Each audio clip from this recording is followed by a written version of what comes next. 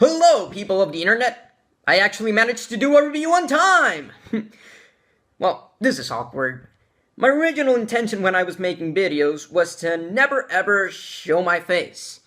Unfortunately, since Gundam Wing is a mid-90s show, I couldn't find any good quality clips for it, which leaves us with me and a couple of pictures.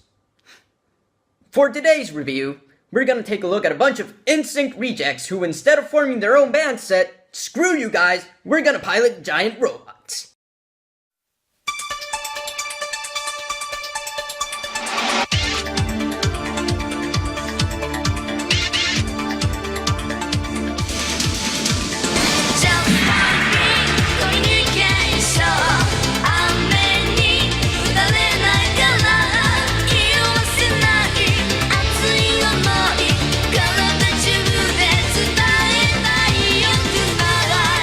The story takes place in the far future, where mankind has colonized space.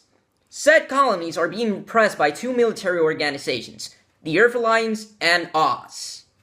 In an effort to fight back, the colonies built 5 highly advanced robots and sent them to Earth to cripple the military resources of these organizations. From then on, what follows is an all-out war that takes place on every single continent on Earth, low orbit, the moon, and even said colonies. All of this with betrayals, coups, and moments of political brilliance scattered throughout the story. On the surface, this looks like your typical underdog story facing off against an evil empire, but a few episodes in, it quickly dismisses this notion. If you're not familiar with the Gundam franchise, one of the running themes in all of the shows is that war is not a black and white affair, and of course, Gundam Wing is no exception.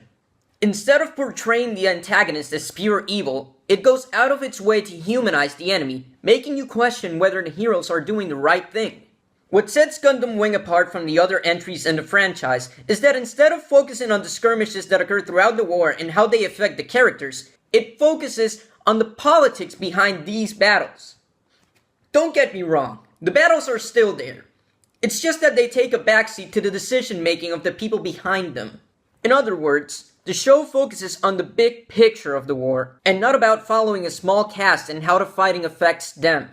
While interesting in theory, a problem arises in that focusing on everything that happens means we're constantly switching from character to character, and not spending enough time with anyone in particular. This leaves a small time frame for character development, so most of the growth comes from melodramatic moments and shocking revelations very reminiscent of a Spanish soap opera. ¡Me voy a vengar de él!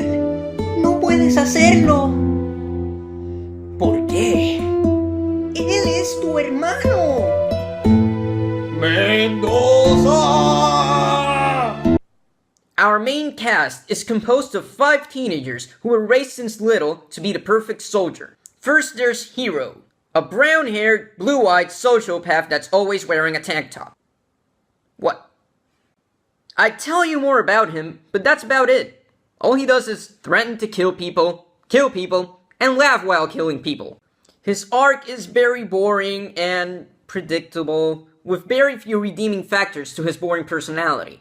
And then there's Duo, the cocky smartass that's always hitting on women. He's probably my favorite character, but unfortunately the show doesn't really use him to his fullest potential. Rounding them up is Quattro, the voice of reason in the group, and Throa, the stoic guy with a heart of gold. Oh, and this guy, yeah, he's, one sec here. Ah, yes, of course, Chang Wu-Fei, a pivotal character that does absolutely nothing. I'm not kidding here. I actually had to Google his name to do this review.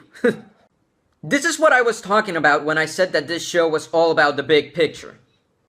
It just spreads itself so thin with all of these secondary characters that it just doesn't have enough time for all of them. Why should I care about these guys if I only spend 1 episode with them, only to not see them for 8 episodes at a time? There are also some antagonists that get a lot of screen time, like Sax Marquise and Lady Une. They get about as much screen time as some of the pilots. Let me tell you, These guys are great villains. Not kidding here. They're competent, threatening, and charismatic, but complex enough for you to sympathize with their motives and flaws. They are human, and the reason they do horrible things is not because they're some cartoon villain. It's because they do what they believe is right. In fact, there's little difference between them and the main characters, because they're pretty much just terrorists. While watching this show, I got the general feeling that it was targeting women, because most of the main male characters are drawn as Bishonen. If you don't know what Bishonen is, congratulations, you have a life. But basically it just means that the men are drawn in with more feminine qualities. You know, the boy band look. In anime, this is mostly done to draw in more female viewers. Petty and cheap? Yeah, but it works. Now, I'm not saying all women love these types of characters, but a quick glance through DeviantArt shows that they are very, very popular. And really, this type of pandering shouldn't be surprising coming from the medium where the average cup size of a 16-year-old girl is a C cup. Is this a bad thing? No, not really. It's actually a good thing. By trying to appeal to more women, they actually made the female characters equally important as the men in the story. Coming from an anime in 1995, this is really impressive. Especially since this is stuff we're still struggling with to this day. I mean, just look at the characters here. Lady Un and Lieutenant Noin are both very accomplished soldiers with a large following that respects them. And Relina is a skilled diplomat and dedicated pacifist. Sure, she's an idiot sometimes, but so is every other character. Normally, I would talk about the animation, but considering this is a 20-year-old series... God damn it, I'm old. It really doesn't hold a candle to even the most average of current shows. There's reused animation, close-ups of the face where the only thing that moves is the mouth, etc.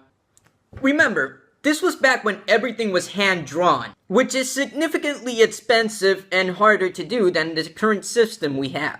Of course, you could compare it to the other big mecha anime that came out that year, Neon Genesis Evangelion, which has better animation even though it ran out of animation budget near the end. But if you're watching a mid-90s anime, you can't really come into it expecting something else. On that note, the English dub of this show is a bit rough around the edges. It gets better, but it starts off very rough. Even so, I would recommend it above the Japanese dub. Why? Well, you see, this show has a lot of dialogue, especially talking about politics, ideals, and strategies. Stuff that you can't easily digest when you're reading subtitles. So while the Japanese dub is hands and above way better in terms of acting, if you want a more enjoyable experience, you should just watch the English dub. Because it isn't really that bad. It's just, you know, mid-90s.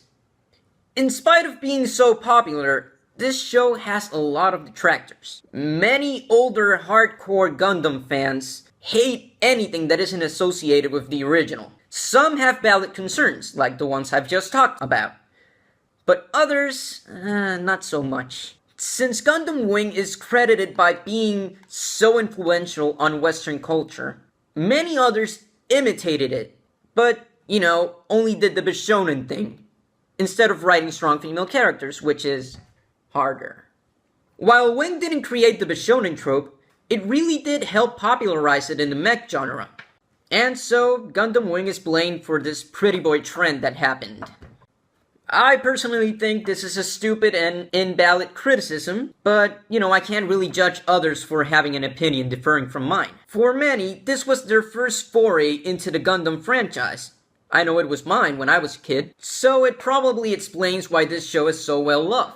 I personally enjoyed rewatching it despite its many flaws, but I attribute that more to nostalgia than quality.